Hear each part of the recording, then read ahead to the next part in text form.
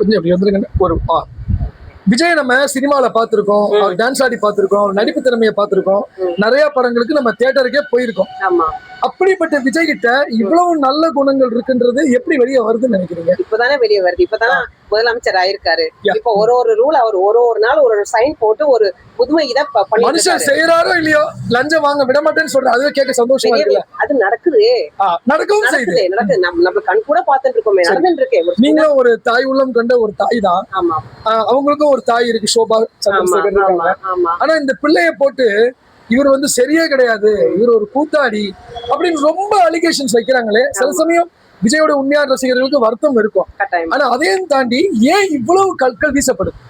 ஏன்னா அவர் first time chief மினிஸ்டரா வந்திருக்காரு. சரிங்க.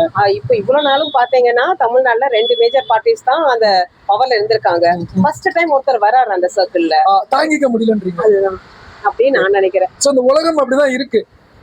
எல்லாருமே அப்படிதானே நார்மலா. இவ்வளவு நாள் நாங்க இருந்துட்டோம், சடனா ஒருத்தவங்க வரும்போது நம்மளால எடுக்க முடியாது இல்லையா? சரி, நீங்க ஒரு பள்ளியில ஒரு போஸ்ட்ல இருக்கீங்க, ஒரு பதவியில இருக்கீங்க. சோ ஒரு பள்ளியோடைய முக்கியஸ்தரா உங்ககிட்ட கேக்குறேன், விஜய் கிட்ட நீங்க என்ன எதிர்பார்க்கறீங்க? நேரடியா விஜய் கிட்ட சொல்லுங்க.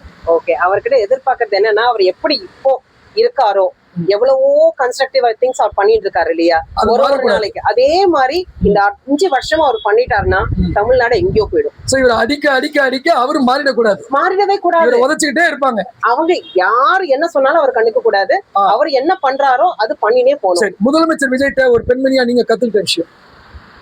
அவரோட எஃபிஷியன்சி, அவரோட தைரியம். இவ்வளவு பேர் அவளை தாக்குறாங்க, இருந்தாலும் நான் சொல்றதை நான் பண்றதை நான் பண்ணிட்டு தான் இருப்பேன் மக்களுக்குன்னு இருக்காரு பாத்தீங்களா.